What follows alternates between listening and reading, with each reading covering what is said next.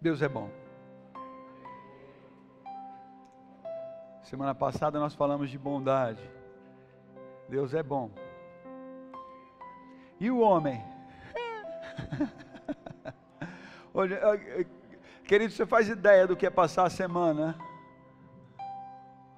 ouvindo Jesus falar que ninguém é bom? Principalmente quando a gente se pega achando que a gente é bom em alguma coisa, né? Aí Deus fala assim, ninguém é bom. Mas Deus, olha, que legal isso. Aí Deus fala assim, pode ser legal, mas não é bom, porque foi você que fez. Sem mim você não pode fazer nada. Que presta? Não.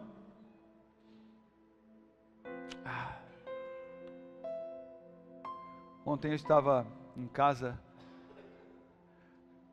Sábado tem sido um dia bastante cansativo. Eu saio bem cedo de casa e viajo e voltamos um pouco tarde. E ontem optamos por ficar em casa à noite, né? O nosso tempo em família, foi ontem à noite. Aí eu fui preparar algo para comer. E aí, eu não lembro qual era. A gente estava falando sobre aquele lutador, né, filho? Ele estava conversando sobre um filme que o Pedro assistiu, de um lutador, eu não sei qual é. E aí o Pedro falou assim, pai, você gosta desse cara? Eu falei, eu não gosto, filho. Eu acho ele muito soberbo, muito arrogante. Aí o Pedro virou e falou, realmente ele é muito desumilde. Eu falei, ele é o quê? Pai, desumilde. Eu falei, filho, você está brincando ou essa palavra existe? Aí ele falou, filho, ele falou, pai, humilde, desumilde. Eu falei, não é possível, eu nunca ouvi isso. Aí ele olhou para mim e falou, mentira que você nunca ouviu. Eu falei, eu nunca ouvi desumilde. Aí ele falou, o que é o contrário, o antônimo de humilde? Eu falei, soberbo, arrogante. Mas não desumilde. E eu coloquei o celular, porque o celular não, né? O Google salva todo mundo. E salvou ele. Falei, procura aí. Não existe essa palavra desumilde. Ele foi lá, colocou desumilde. Aí estava lá, o oposto de humilde. Eu falei, aí ele falou, pai, você está falando sério que você nunca ouviu? Eu falei, ouvi agora. Soou tão mal aos meus ouvidos, desumilde. Você já tinha ouvido falar de desumilde? E aí eu comecei Deus, ele é tão maravilhoso, porque ele faz o quê? Ele chama a atenção para um negócio que você acha que é só uma discussão gramatical, podemos dizer assim. Eu acho que é só uma discussão de existe, não existe, pode, não pode, está certo, está errado. Ele chama a atenção para aquilo, para você ficar pensando sobre o princípio da palavra. E eu fiquei com aquele negócio desumilde, arrogante, soberbo, né? Nunca ouvi falar. Será que tem mesmo? Mas batata, né? O Pedro saiu da cozinha, eu peguei o celular e falei, não é possível, fui lá, procurei. É verdade mesmo, esse negócio de desumilde existe. E eu discuti com ele, eu falei, filho, eu tenho 43 anos, eu nunca ouvi falar isso. Ele falou, seja bem-vindo ao desumilde. Eu por alguns segundos, talvez minutos, tive uma postura tão arrogante perante meu filho. Você está falando sério, filho? Você está de brincadeira? Não, você vai manter isso aí que você está falando? Ele, pai, é verdade. E eu fui arrogante, depois eu tive que baixar a bola e ser humilde, porque eu estava sendo tão desumilde. Aquilo ali ministrou a minha vida durante a noite, porque durante a semana Deus falava assim, você não é bom. E sabe por que a gente se depara com isso? A gente se depara com isso porque notícias boas acontecem para aqueles que obedecem. Coisas boas acontecem, sim ou não? Frutos bons acontecem. Você começa a colher coisas boas, você começa a viver coisas boas, você começa a ter notícias boas. você começa a ver resultados maravilhosos, e aí você começa a dar uma enchida e uma esquecida. Você fala, olha, que legal acontecer isso, porque você vai buscar o porquê que aquilo aconteceu, e você começa a encontrar em você alguma coisa, tentar encontrar em você alguma coisa de bom para que aquilo acontecesse. Aí Deus fala assim, em você não, você não tem nada de bom, sou eu em você que aconteceu isso, porque por você, a nossa postura na terra, a nossa postura nessa geração, a nossa postura no dia a dia, tem que ser bem consciente de que nós não somos, nós não podemos, nós não temos sem Ele. O que vem de nós, o que parte de nós, o que está, o que manifesta por nós é ruim. É ruim. Quando você entende isso, você começa a buscar o caráter de Cristo, porque nele tudo dá certo. Porque eu falo que eu tive muita dificuldade de ministrar hoje, porque Deus tem ministrado ao meu coração essa semana uma palavra muito forte, e eu pedi autorização para a Dani, para dar uma parada nessa série. Falei, Dani, deixa eu ministrar hoje, amanhã, não sei quando foi que eu falei para ela, deixa eu ministrar domingo sobre outra coisa, Dani. Engraçado que eu falo com a Dani só para falar com ela, porque ela nem me responde, né? Ela não está nem aí se eu vou pregar, o que eu vou ministrar, mas eu preciso falar. Eu falei, Dani, eu queria ministrar outra coisa. E ela ficou na minha cara assim. O que eu tenho para ministrar paralelo a essa série que nós estamos vendo aqui, das características do caráter de Cristo, é algo tão forte, é algo tão sério, que Deus virou para mim e falou, não, apura melhor isso em você primeiro. Apura melhor em você. Não adianta você querer passar um negócio que você ainda não apurou ainda na sua vida. É mais ou menos como se Deus falasse assim para mim, vamos conversar mais um pouquinho sobre isso. Os mestres da lei olharam para Jesus e viram algo diferente em Jesus. As pessoas daquela época que viram Jesus falar, que caminharam com Jesus, viram algo diferente em Jesus. Porque Jesus, como diz na palavra, ele falava como quem tinha autoridade. Ele não falava como os mestres da lei, que lia, levantava a cabeça, falava um pouquinho, marcava com o dedo lá, depois lia mais um pouquinho, depois levantava a cabeça, depois lia mais um pouquinho. Eles entendiam daquilo ali. Jesus, ele falava com autoridade, porque ele vivia aquilo ali. Ele não gaguejava, porque ele vivia. Ele não esmorecia nos seus discursos, porque ele vivia. Ele falava como quem tinha autoridade. É isso e acabou. E a sua palavra, se é sim, deve ser sim, se é não, deve ser não. O que passar disso é de procedência maligna, queridos. O problema é que nós vivemos, se é sim, pode ser não, se é não, quem sabe pode ser sim, depende do dia, depende da hora, depende do meu estado de espírito. Nós somos arrogantes, soberbos ou desumildes, a ponto de achar que nós determinamos as coisas. Eu venho e falo algo com o Diogo, trato algo com o Diogo, e de repente, não é bem isso, não vai dar certo, não estou pensando mais, vamos mudar de ideia. Jesus, ele veio e ele ministrava como quem tinha autoridade. Ele falava de algo que ele conhecia, ele falava de algo que ele vivia, ele falava de algo sem balançar em suas falas. Ele simplesmente tinha autoridade naquilo, e nós temos autoridade nisso, no que vivemos, no que falamos. Muitas vezes cobramos que falem a verdade, mas mentimos. cobramos que sejam humildes, mas somos soberbos, cobramos que sirvam, mas queremos ser servidos.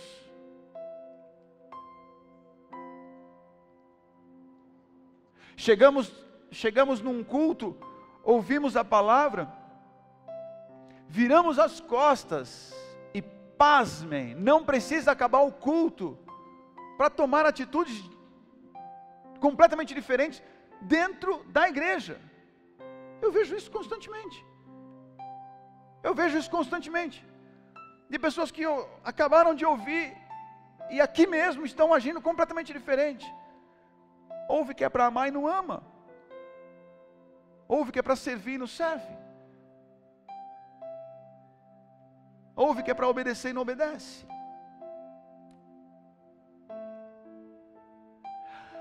A vida fica cada vez mais difícil. Os dias ficam cada vez mais complicados. Hoje eu queria falar com vocês sobre fidelidade. E fidelidade não é algo que trata somente no nosso ministério. Não é algo que trata somente no nosso relacionamento com Deus. Fidelidade não é algo que trata somente em nossas vidas para sermos abençoados. Fidelidade trata no nosso relacionamento de pastorado, no nosso relacionamento como casal, no nosso relacionamento como família, pais e filhos, entre irmãos. Fidelidade trata no nosso relacionamento, no nosso emprego, na nossa empresa, no nosso negócio.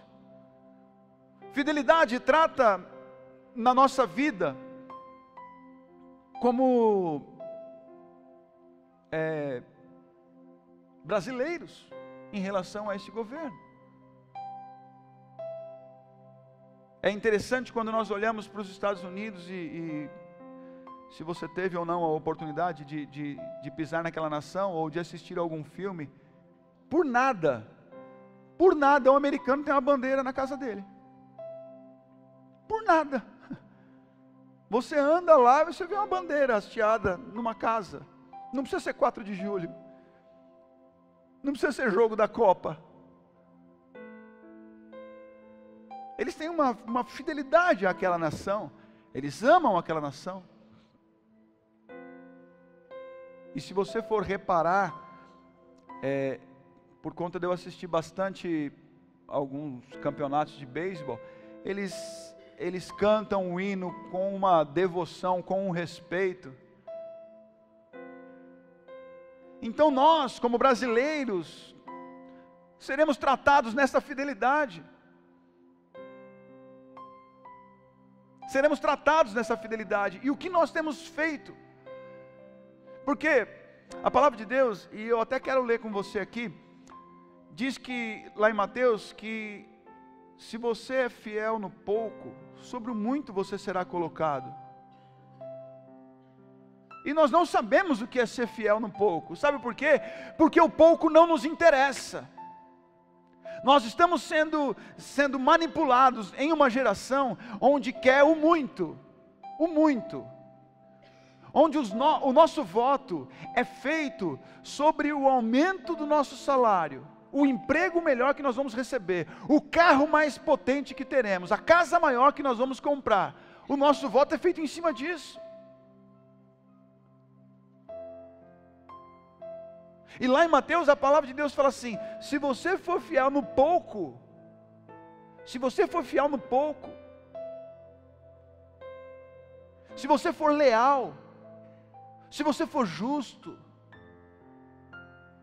se você for verdadeiro no pouco, se você se entregar no pouco, sobre o muito você será colocado. Mas a nossa geração, não estou falando agora só de brasileiro não, a nossa geração, ela está moldada a necessitar do muito, para ser colocado no sobremuito.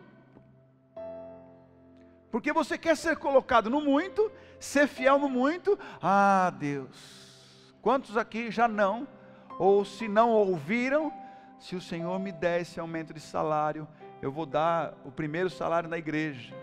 Se o Senhor trocar o meu carro, eu vou dar a metade da venda do primeiro carro na sua igreja. Se o Senhor me der esse emprego, eu faço isso. Se o Senhor fizer aquilo, eu faço aquilo. Nós queremos mostrar a nossa fidelidade já no muito. Hoje eu estava em casa, saí de casa, o carro do pastor Pedro está consertando, o pastor Pedro falou assim, olha, dá uma carona para a Patrícia, eu vou agora com os meninos e tal. E eu comecei a pensar em quantas vezes eu saí de casa com vaga no carro. E eu comecei a orar por isso. Logo depois que ele saiu, eu falei assim, gente, quantas vezes eu não saí de casa aqui, eu, a Dani e minha mãe, com 2 vagas no carro. E eu falei, Deus, me ajude a não ter mais vagas no meu carro, que eu passe no caminho recolhendo pessoas e leve pessoas embora. Me ajude a viver isso. Mas eu não virei para o Senhor e falei assim, Senhor, me dá um carro de 9 lugares, para eu levar um monte de gente para a igreja. Deus, me dá uma Fremont, que aí eu vou levar um monte de gente. Você não leva nem quando tem 2 vagas no seu carro. Você vem de moto sozinha. Sobrou até para a Tina, coitada. Você vem de moto sozinha, quer um carro para quê? Se o Senhor me der uma Fremont, não, outra é mais fácil falar outro nome, né? Journey.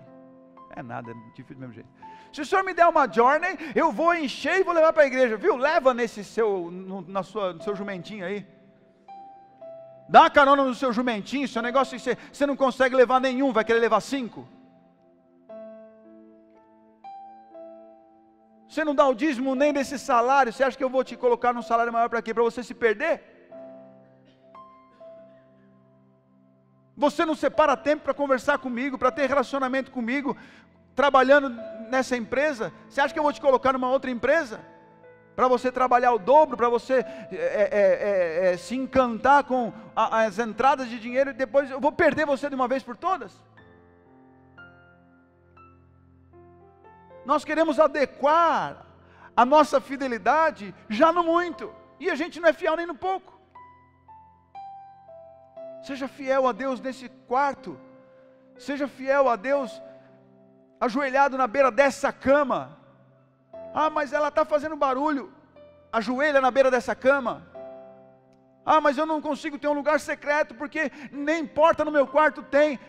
Faça o lugar secreto, os anjos cercarão este lugar e você terá um momento de intimidade com o Senhor. Mas não, argumentamos, queremos ser colocado primeiro no muito, para depois provar nossa fidelidade. E não é assim que diz a palavra em Mateus capítulo 25. A palavra em Mateus 25 diz assim: você é fiel, você foi fiel no pouco, entra no gozo do teu Senhor, sobre o muito eu vou te colocar. A palavra diz que em 3 situações, ali, ele tratou em 3 situações esse Senhor. Ele tratou com quem ele deu 5, com quem ele deu 2 e com quem ele deu 1 talento. Em 3 situações. Aí, no que ele entregou 5, no que aquele Senhor entregou 5, é uma parábola, aquele que recebeu 5 já foi, investiu e multiplicou para mais 5. O que recebeu 2, ele foi, investiu e multiplicou para mais 2. E o que recebeu 1, enterrou, guardou e não multiplicou. Quando aquele Senhor voltou, encontrou o que tinha 5 e falou assim: olha, você foi fiel. O que é ser fiel neste caso? Você cuidou, você investiu, você multiplicou, você foi fiel àquilo que eu propus aqui para você. E você foi fiel no pouco, e agora eu vou te colocar sobre o muito. Ele foi no outro, você foi fiel no pouco, eu vou te colocar sobre o muito. E ele foi no terceiro e viu. E sabe o que o terceiro alegou? O terceiro alegou assim: eu sabia que o Senhor colhe onde não planta, que o Senhor é severo, que o Senhor é sério, que o Senhor não brinca em serviço. Eu sabia, e eu fiquei com medo. Sabe o que a palavra de Deus diz? A palavra de Deus diz: eu sabia.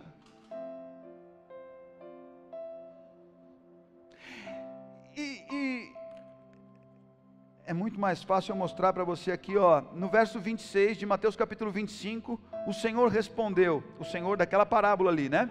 O Senhor respondeu: servo mau e negligente, você sabia. Isso saltou aos meus olhos, quando eu vi que aquele que não viveu a promessa, aquele que não viveu o sobrenatural, aquele que não viveu a abundância do Senhor, conhecia o seu Senhor, me assustou. Porque o próprio, no verso 24, por fim veio o que tinha recebido 1 talento e disse: eu sabia que o Senhor é um homem severo, que colhe onde não plantou, junta onde não semeou, por isso eu tive medo, saí, escondi o talento no chão. Veja aqui o que lhe pertence. Ele confessou que sabia. E aquele Senhor falou: você sabia que eu... Você sabe como eu sou sério? Você sabe como eu sou justo? Você sabe como eu sou severo? Você conhece os meus mandamentos?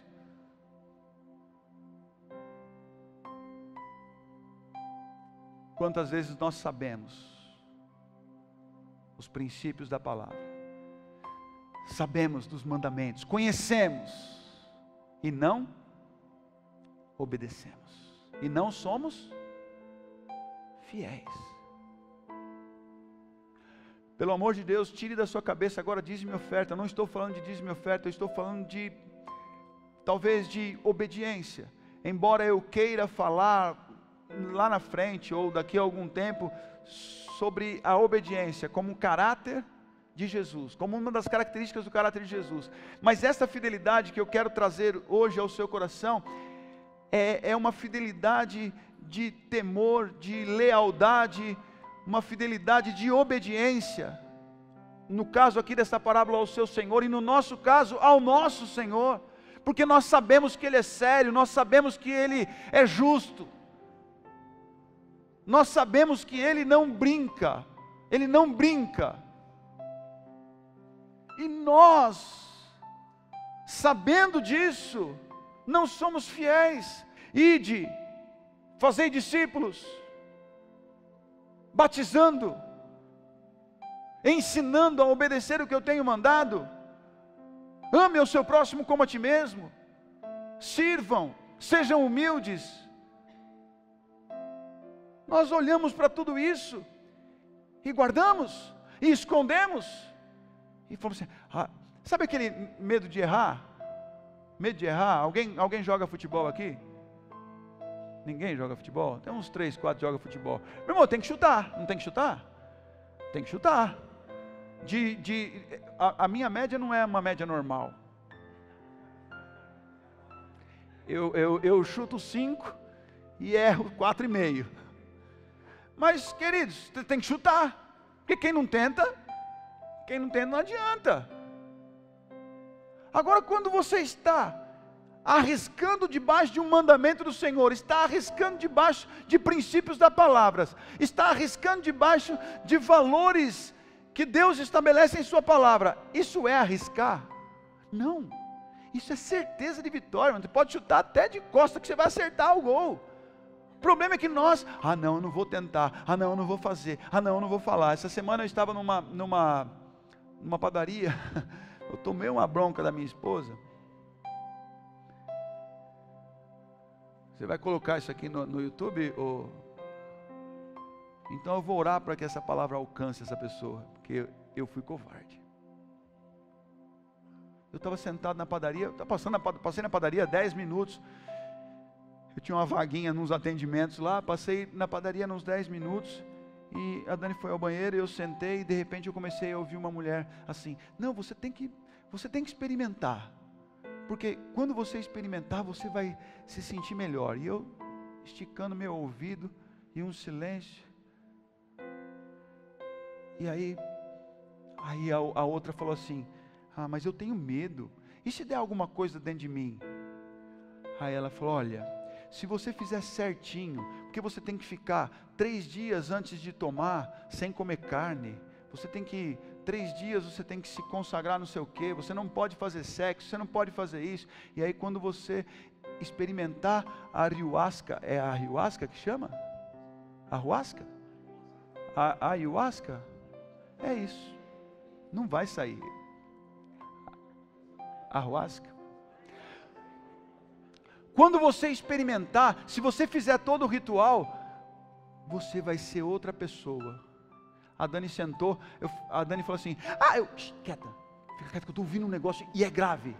Tem 2 pessoas aqui atrás, planejando. Eu comecei a ficar arrepiado, comecei a ficar nervoso, comecei a ficar preocupado. E aí a Dani falou assim, aí a Dani começou a ouvir um pouquinho. Onde? Ela foi virar, eu falei, não vira. Não vira, porque eu estava me sentindo um espião. Eu nunca tinha ouvido aquilo, uma devoção, uma fidelidade à ayahuasca, ao santo daime, ou seja, uma devoção. Não, porque você tem que tomar desse jeito, você tem que fazer isso. E quando você fizer isso, você entra numa nova dimensão. Ela até aveludava a voz.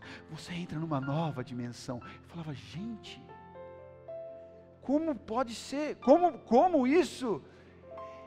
E a Dani ficando nervosa. Aí a Dani falou assim, você vai ficar quieto? Eu falei, eu vou ficar quieto? Você quer que eu fale o quê? E aí o Senhor vinha na minha cabeça. Eu nem falei para ela, porque se eu falo para ela, ela me levanta. Porque quem estava ouvindo era eu, né? Se fosse ela, era um problema dela. Quem estava ouvindo era eu. E aí o Senhor falava assim, viu, você está aqui para destruir as obras de Satanás. E eu, Dani, você acha que eu devo ir? E Deus me matando, e Deus falando assim, você foi chamado para destruir as obras de Satanás. E eu, Dani, eu não sei se... Eu acho que não tem nada a ver, eu vou orar por elas, para que o Senhor alcance elas. A Dani, você não vai falar nada? A Dani assim, bom, a gente está atrasado, a gente tem que ir embora. Você não vai falar nada, vamos embora. Eu levantei, ela levantou, levantei, passei do lado das mulheres, dei uma olhada assim para elas. Na hora que elas olharam para mim, eu olhei para frente. Eu fui intimidado pela ayahuasca. Eu fui intimidado. Pode parecer engraçado, mas é desanimador. Ali eu saí dali um fracassado. Eu saí dali um fracassado. Eu saí dali olhando, vendo como as coisas estão acontecendo debaixo do nosso nariz. E eu me acovardei. Eu estou esperando colher o quê? É mais ou menos Deus falando assim, eu coloquei 2 para você confrontar, e você arregou. Você quer que eu coloque você diante de uma multidão para falar da minha palavra? Como? Isso aconteceu sexta, Dani? Sexta, ou quinta ou sexta-feira. Eu tenho sido perturbado o tempo todo por isso. E Deus falando para mim, seja fiel no pouco. Seja obediente no pouco.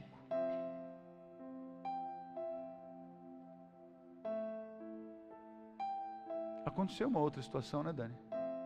Que aí ontem ou sexta aconteceu uma outra situação. A Dani foi comigo para Ibiúna e chegando em Ibiúna foi o desfecho. A hora que nós chegamos em Ibiúna, ela deu e me foi, Dani, desce do carro. Ela tinha que trabalhar lá. Foi, Dani, desce do carro. Eu não lembro qual outra que eu dei uma dessa também. Você não lembra? Porque você foi usado pelo Espírito Santo, você não vai lembrar mesmo não, foi Deus que estava me batendo. E aí eu comecei a me sentir tão ruim com isso, de ter pego tudo aquilo que o Senhor tem me apresentado e ter enterrado. Ter guardado. Você está aqui para confrontar. Sabe para que o Filho de Deus se manifestou? Sabe para quê? Para destruir as obras de Satanás. E você é filho de Deus ou não é? O que você está fazendo? E aí Deus fala assim, você foi fiel no pouco, sobre muito eu te colocarei. Você enterrou, você guardou? Não, cai fora. Você sabia. Eu tenho me revelado todos os cultos, no teu caso, para mim eu tenho buscado toda hora. Eu tenho me revelado o tempo todo para você, eu tenho mostrado qual é o caminho, eu tenho direcionado você nos meus princípios, nos meus valores. Falo que tem que amar.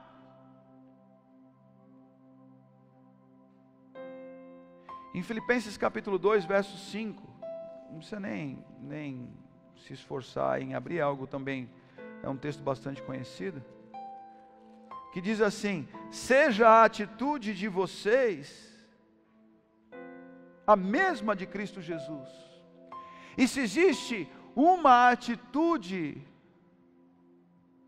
de Cristo latente, era a sua fidelidade. A fidelidade muitas vezes, ela é confundida com obediência. Como eu já disse, eu quero falar depois sobre obediência, mas nós vamos entender a fidelidade de Jesus e às vezes vamos achar que isso é só obediência. Imagine você, quando uma atitude nossa, vamos dizer, numa empresa, alguém manda você fazer algo, e aquilo é errado. Você vai ter que optar por obedecer ou ser fiel. Está dando para entender quando a gente enrosca na diferença de fidelidade e obediência? Aí você, poxa, eu obedeço ou sou fiel? Então é uma decisão muito pessoal. E aqui, hoje eu quero falar sobre a fidelidade de Jesus. Embora no final desse trecho aqui de Filipenses capítulo 2, no verso 8, 9.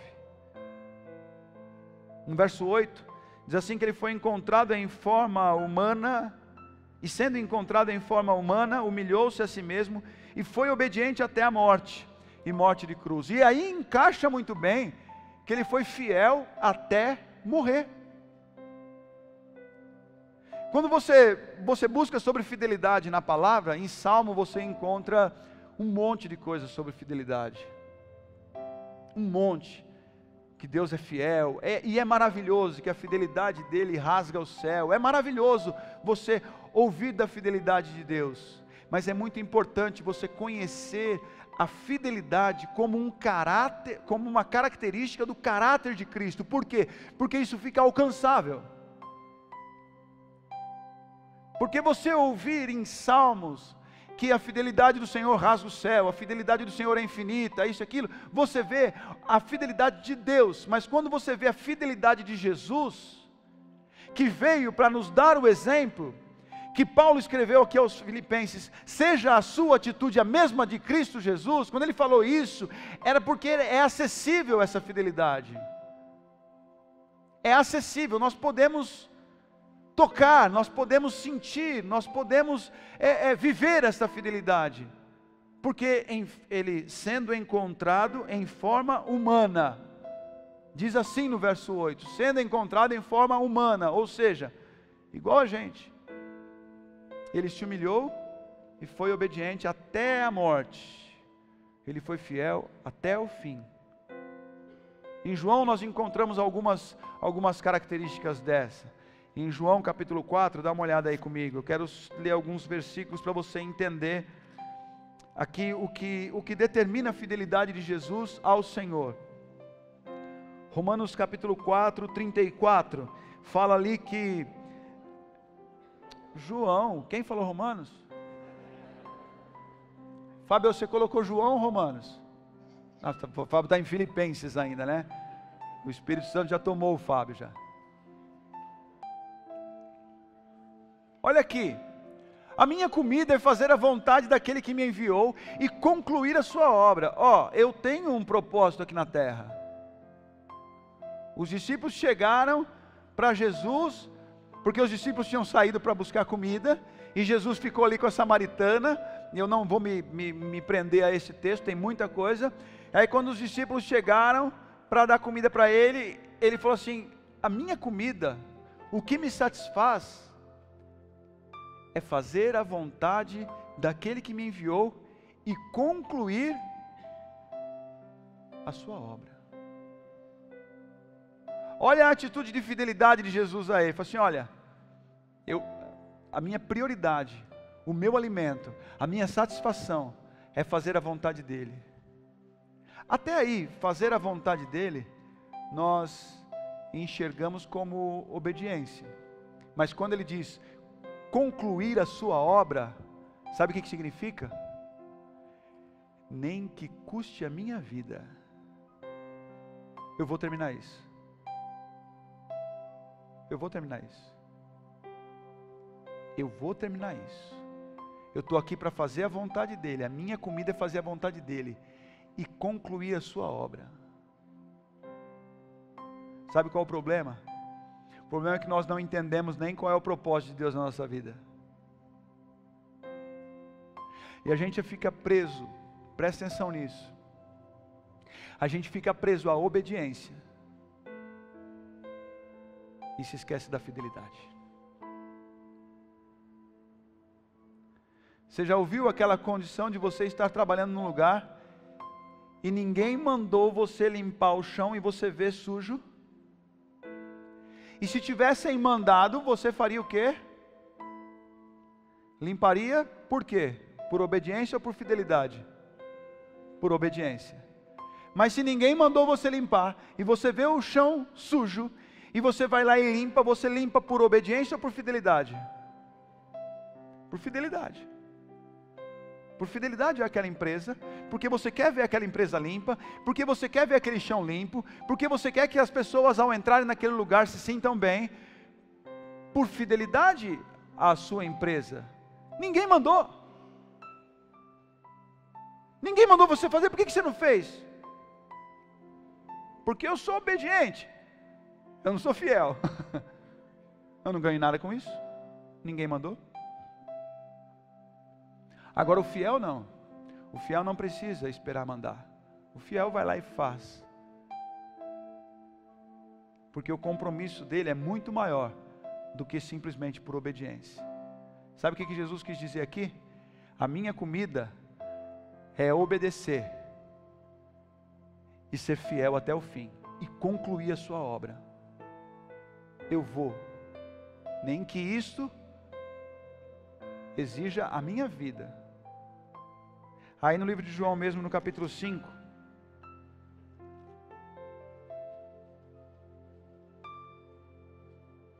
Trinta.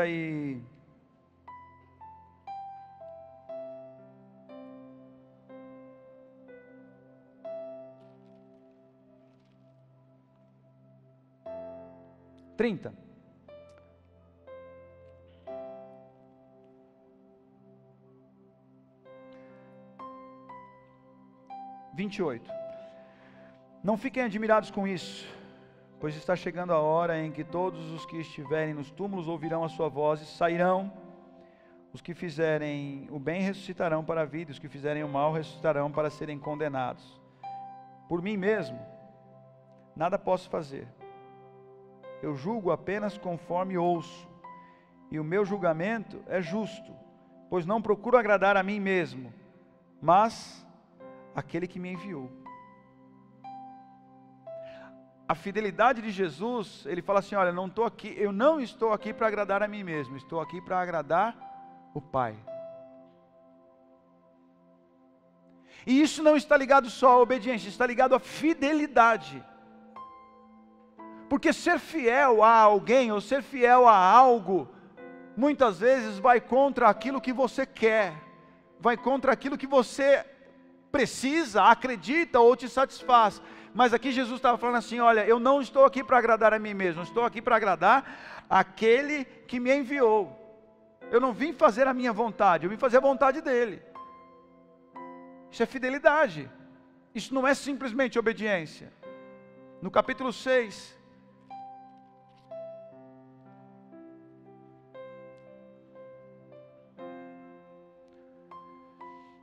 no verso 35,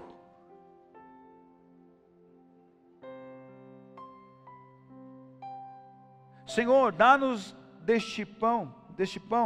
Então Jesus declarou, eu sou o pão da vida, aquele que vem a mim nunca terá fome, e aquele que crê em mim, nunca terá sede. Mas como eu lhes disse, vocês me viram, mas ainda não creem. Todo aquele que o Pai me der, virá a mim. E quem vier a mim, eu jamais o rejeitarei. Pois desci dos céus, não para fazer a minha vontade, mas para fazer a vontade daquele que me enviou. E esta é a vontade daquele que me enviou. Que eu não perca nenhum dos que ele me deu, mas o ressuscite no último dia. Porque a vontade de meu Pai é que todo aquele que olhar para o Filho e nele crer tenha a vida eterna, e eu o ressuscitarei no último dia. Aqui ele está falando mais uma vez que ele veio para fazer a vontade daquele que o enviou. E a vontade do Pai era que todo aquele que olhar para ele e crer nele tenha a vida eterna. Sabe por quê? Grande parte disso é dado por sua fidelidade. Porque se Jesus não estabelecesse como princípio da vida dele aqui na terra ser fiel, ele jamais experimentaria o que experimentou e nos daria a oportunidade que nós tivemos da vida eterna. Jamais. E muitos olham para o amor, glória a Deus. Muitos olham para N outras situações, mas a fidelidade de Jesus nos eleva à condição da vida eterna. Aí no capítulo 8,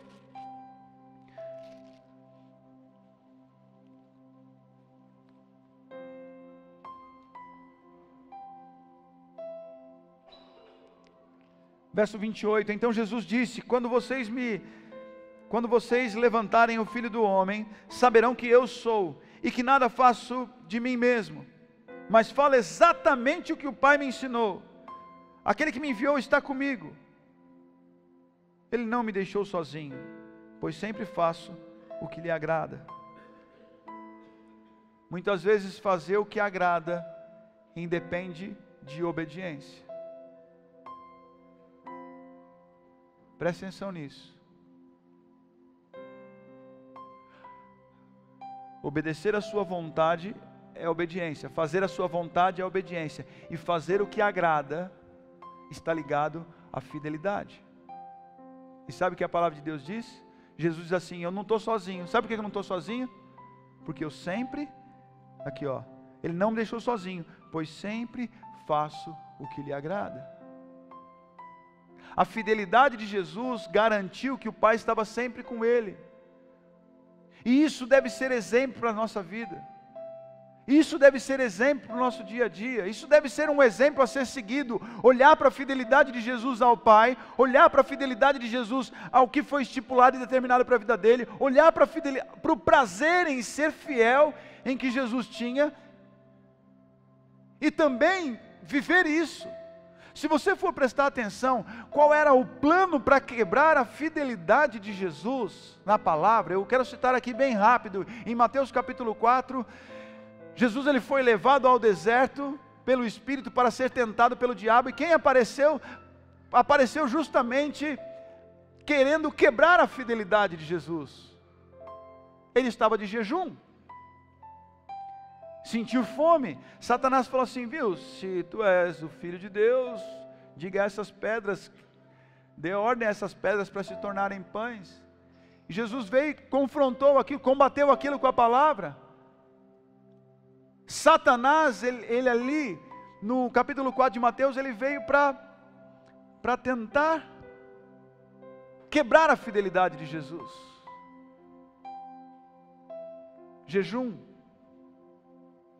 Ali o jejum de Jesus era obediência? Era obediência? O Senhor mandou ele jejuar, o Pai mandou ele jejuar? Não, era fidelidade. Era por fidelidade. Aí no livro de Mateus mesmo, acho que no capítulo 16, mostra que Jesus ele chegou e falou assim, olha, eu vou padecer um pouquinho aí, eu vou morrer, mas no terceiro dia eu vou ressuscitar. Entrou Pedro na jogada e fez o quê? Não. Vai morrer nada não. O que significava Jesus morrer Ou melhor, Jesus padecer, morrer e ressuscitar. O que significava isso? Significava que ele seria fiel até o fim, aquilo que foi ordenado para ele, aquilo que foi determinado para ele. Significava a fidelidade dele. Não, eu preciso passar por isso. Não. O senhor não vai passar por isso não. Que história é essa? Tanta coisa para o senhor fazer aqui, na flor da idade, 33 anos, vem com essa história de morrer. Não vai morrer não. O que Jesus falou para ele? Para trás de mim, Satanás. Por que Satanás? Porque é Satanás que quer quebrar a fidelidade de Jesus, e que quer quebrar a nossa fidelidade. É ele. Ele sozinho, ele nos outros. Quando Jesus estava na cruz, o que falaram para Jesus? Aí lá para o capítulo 28, acho, 27 de Mateus. Tu não és o Filho de Deus? Salva-se a si mesmo. Mais uma vez, tentando quebrar a fidelidade. Jesus podia ali na cruz se salvar? Sim ou não? Claro que podia. Mas se ele, no ápice do nervosismo dele, de tanta afronta, de tanto peso, de tanta humilhação, no ápice do nervosismo dele, ali no finzinho, quase para se cumprir, ele olhasse e falasse assim: ah, Deus, não dá não, vai, não dá não, peraí, eu já aguentei demais, agora vem esse aí me afrontar desse jeito, arrancasse ali os cravos, descesse da cruz, e falasse: que negócio é esse? Como assim? E aí, ó, mostrei que eu sou Deus, eu posso, eu consigo, e aí? Ele ia mostrar que era Deus, e até o inferno ia aplaudir, mas ele tinha quebrado a fidelidade dele, e nós não estaríamos nessa possibilidade que nós temos, da salvação e da vida eterna, porque ele teria quebrado a fidelidade dele, ia mostrar o poder dele, ia mostrar que quem manda é ele, mas ele teria quebrado a fidelidade, e o que é pior, ter descido da cruz, vivo, o que nós fazemos todos os dias, descemos da cruz, para permanecermos vivos, o lugar secreto nos coloca na cruz, e a nossa carne nos tira da cruz, a situaçãozinha aparece, e a gente desce da cruz, o negócio, a gente está lá na cruz, na presença de Deus, morrendo, vivendo o que Ele tem preparado para nós, que é estar anulado das coisas deste mundo. Aí o mundo fala assim: e aí, você não é crente? E aí? Você não vai na igreja? Ué, não é você que é o cara, não é você que fala da sua Bíblia, do seu Deus? E aí? Vai, salva-se a ti mesmo. Por que sua situação não muda? Por que você está vivendo isso? Por que você está passando por isso? Ah, espera um pouquinho que eu vou descer da cruz. Constantemente descemos da cruz. E esquecemos que na palavra aqui, ó, em Mateus, as situações geradas para quebrar a fidelidade de Jesus, foi manipulada por Satanás. Porque ele era interessado em que Jesus não fosse fiel até o fim.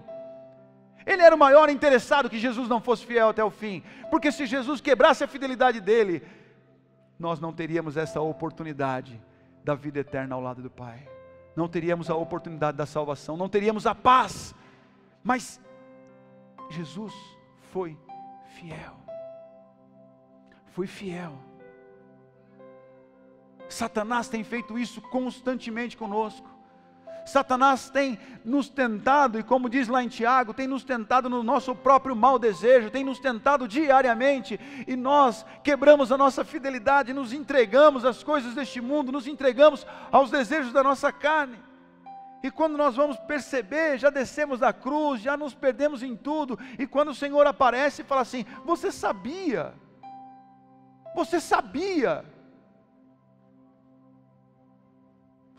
que eu sou justo, você sabia que eu sou honesto, você sabia que eu mantenho a minha palavra, eu não volto atrás. A palavra de Deus em 2 Timóteo, eu vou achar que capítulo é aqui para você ver comigo. 2 Timóteo capítulo 2,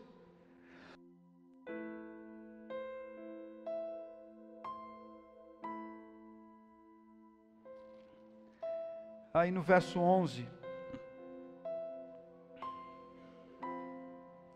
Esta palavra é digna de confiança. Se morremos com Ele, com Ele também viveremos. Se perseverarmos, com Ele também reinaremos. Se o negarmos, Ele também nos negará. Se somos infiéis, Ele permanece fiel. Se nós formos infiéis, Ele permanece fiel. Sabe por quê? Pois Ele não pode negar-se a si mesmo.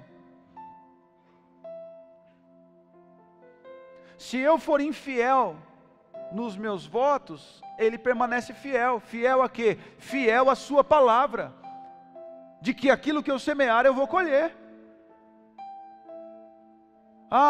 Eu sou infiel à igreja, eu sou infiel aos princípios, eu sou infiel aos mandamentos. Pode ser infiel, Ele vai permanecer fiel.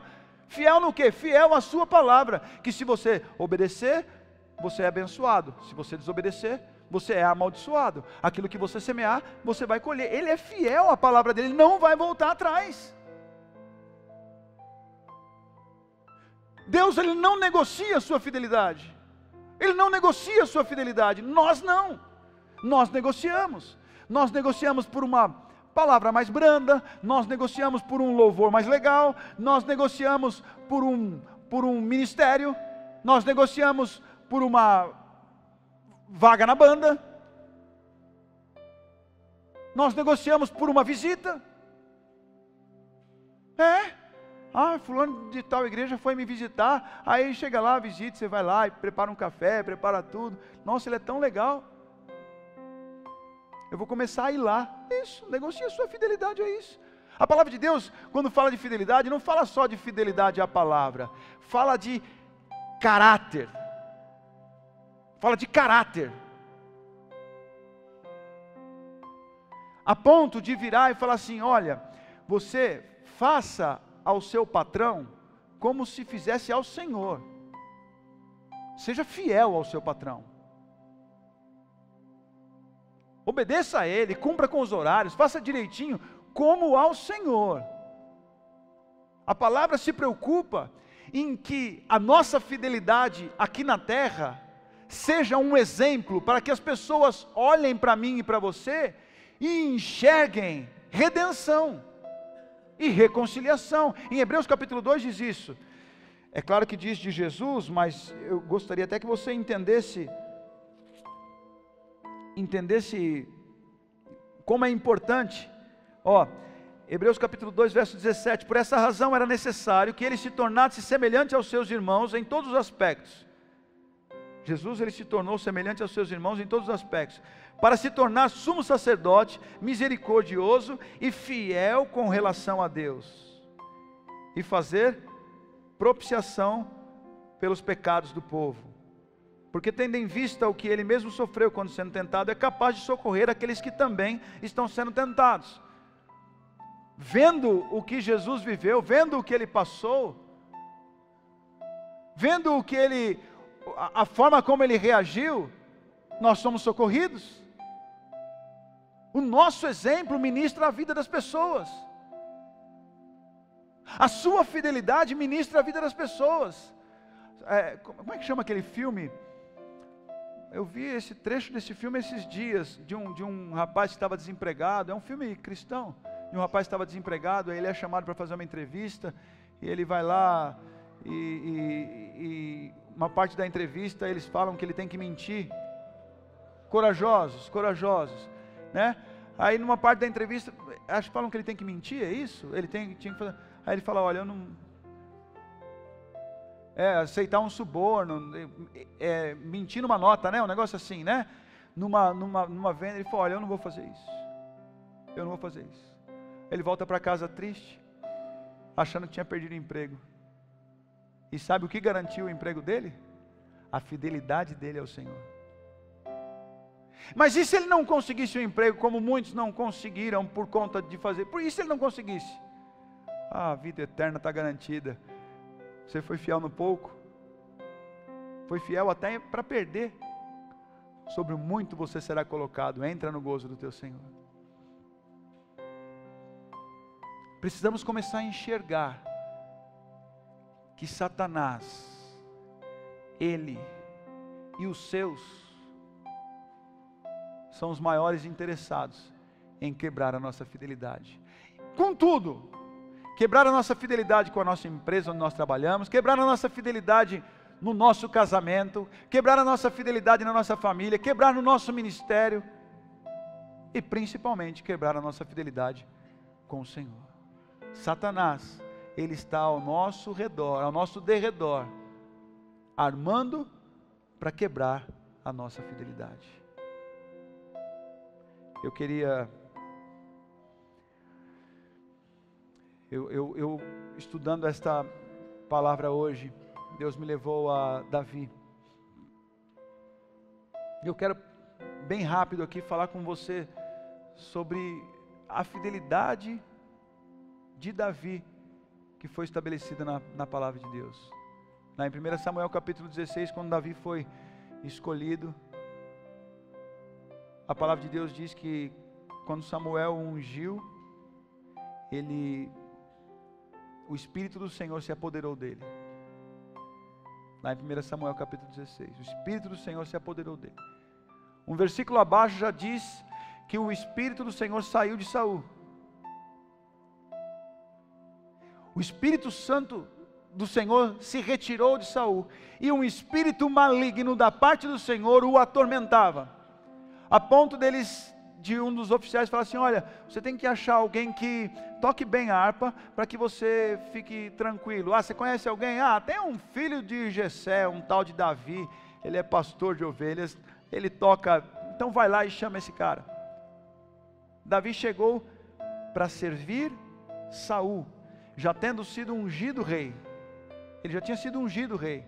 Ele chegou para servir Saul, e ele tocava a harpa, e Saul se acalmava. Logo depois disso, Davi venceu Golias, e aí Saul começou a sentir ciúmes de Davi. A palavra de Deus, lá em Samuel, a partir do capítulo 16, se você quiser, tiver curiosidade, e eu tenho certeza que você precisa disso, você começar a ler, você vai ver que algumas vezes, Davi tocando harpa, Saul atacou Davi com uma lança. Não lembra se foi no capítulo 18, Saul atacou 2 vezes lança em Davi, e Davi sabe o que ele fez? Desviou. Desviou da lança. Por mais uma vez ele foi lá tocar a harpa, e Saul tacou a lança de novo, e diz que a lança ficou cravada na parede, e sabe o que Davi fez? Desviou. Qual foi a reação? Gente, espera um pouquinho.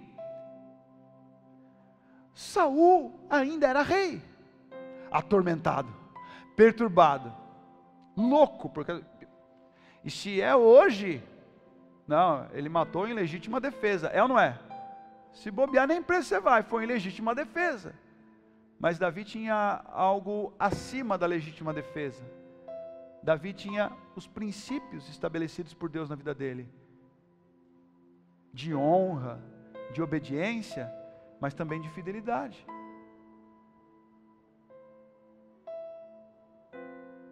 Chegou num ponto, e eu até vou abrir aqui para ler, para a gente terminar.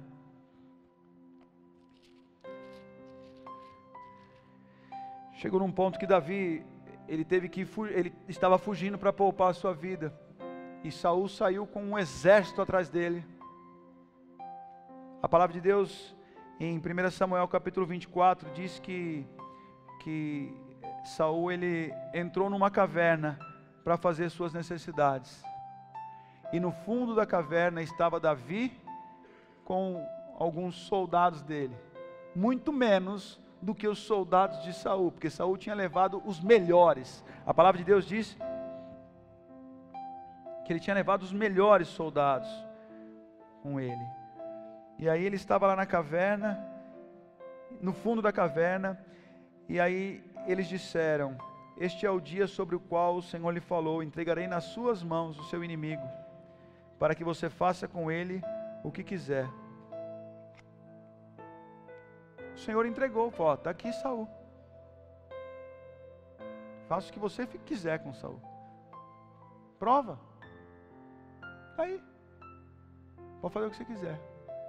Davi foi lá, cortou, pegou uma faca e cortou a ponta do manto de Saul e voltou.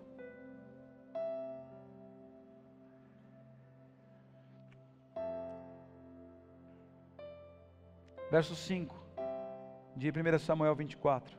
Mas Davi sentiu bater-lhe o coração de remorso por ter cortado a ponta do manto de Saul. Saul estava errado, Saul estava endemoniado, Saul estava perturbado, Saul queria matar Davi, Saul atirou a lança em Davi pelo menos 3 vezes, armou para colocar Davi na frente do exército para morrer. E quando ele cortou a ponta do manto, tem muita revelação atrás disso, mas eu gostaria de só extrair isso. O coração dele começou a bater de remorso. Então ele disse aos seus soldados: que o Senhor me livre de fazer tal coisa a meu Senhor, de erguer a mão contra ele, pois é o ungido do Senhor. Independente de como Saul estava, ele tinha sido levantado pelo Senhor. Verso 11: olha, meu pai, olha para este pedaço de manto em minha mão. Cortei a ponta do seu manto, mas não te matei. Agora entende e reconhece que não sou culpado de fazer-te mal ou de rebelar-me. Sabe o que significa a rebeldia? É o antônimo de fidelidade. E ali Davi falou assim: eu não estou para te fazer mal e nem para me rebelar. Eu quero me manter fiel. Você está ouvindo histórias aí que eu estou fazendo mal? Não, eu sou fiel ao Senhor. Ai de mim de levantar a mão contra o Senhor. Ai de mim de fazer alguma coisa contra o Senhor. Você foi ungido por Deus. Pode estar meio perturbado aí, pode estar meio atropelado nas ideias aí, pode até estar tentando me matar. Mas eu estou aqui pela fidelidade ao Senhor, e ao Senhor, ao Senhor e ao Senhor. Eu estou aqui para cumprir minha parte. Eu não estou aqui para te fazer mal, e nem para ser rebelde. E talvez balançando ali um pedaço do manto dele, falou assim: olha, eu quero manter minha fidelidade.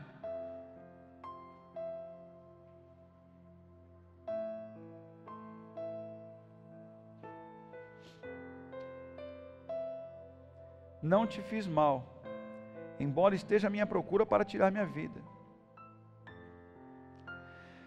O Senhor julgue entre mim e ti, vingue ele os males que tem feito contra mim, mas não levantarei a mão contra ti. Não quebre a sua fidelidade. O que fizerem contra você, o que armarem contra você, que o Senhor julgue. Não compete a nós. Ah, mas estão tentando me matar. Que o Senhor julgue. Mas eu não vou fazer nada. Da minha mão não vai acontecer nada. E aqui Davi falou assim: que o Senhor julgue.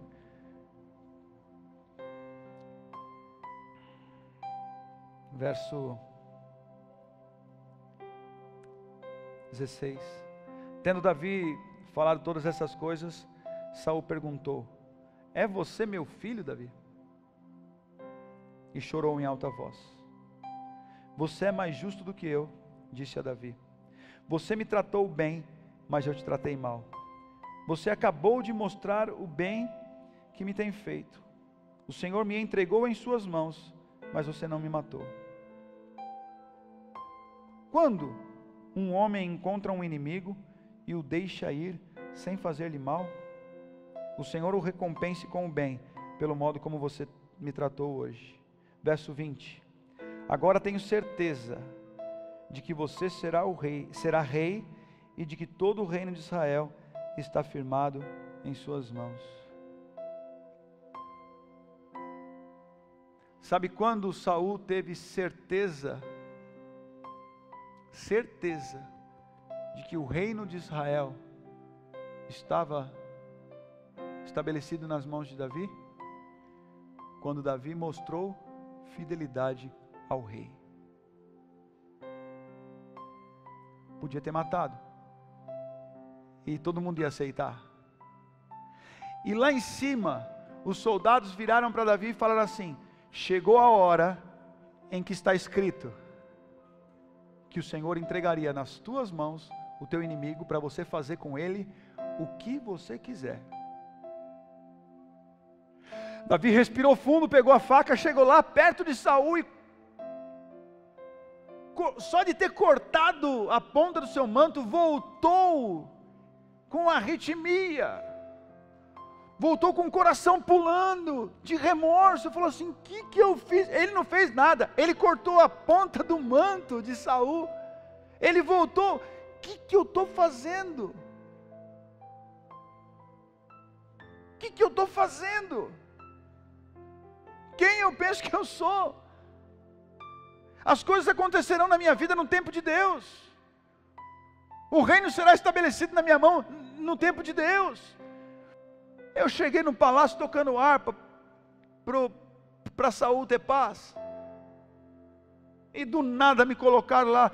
Eu entrei numa guerra, derrubei um Golias, e o Espírito do Senhor tinha se apoderado de Davi, as coisas estavam acontecendo por ele, mas Davi não permitiu que a carne dele tomasse a frente e determinasse, através das atitudes dele, a abreviação das coisas. Davi falou assim: não tem nada a ver com isso, não tem nada a ver com isso, eu vou ser fiel até o fim. É tocador de harpa que eu tenho que ser, eu vou ser tocador de harpa até o fim. Tem que matar os inimigos, eu vou matar os inimigos. O que o rei mandar fazer, eu vou fazer. Está aí agora o seu inimigo para você fazer o que você quiser. O que você quer fazer? Eu quero me manter fiel. Eu quero me manter fiel. Quando Saul virou para ele, sabe o que Davi fez? Se curvou. Se curvou. Falou: ó, desculpa, eu cortei a ponta do seu manto. Que o Senhor me perdoe por isso. Quanto ao que vai acontecer, que o Senhor julgue. Que o Senhor julgue o que você fez e o que eu fiz. Aquilo ali arrancou da boca de Saul.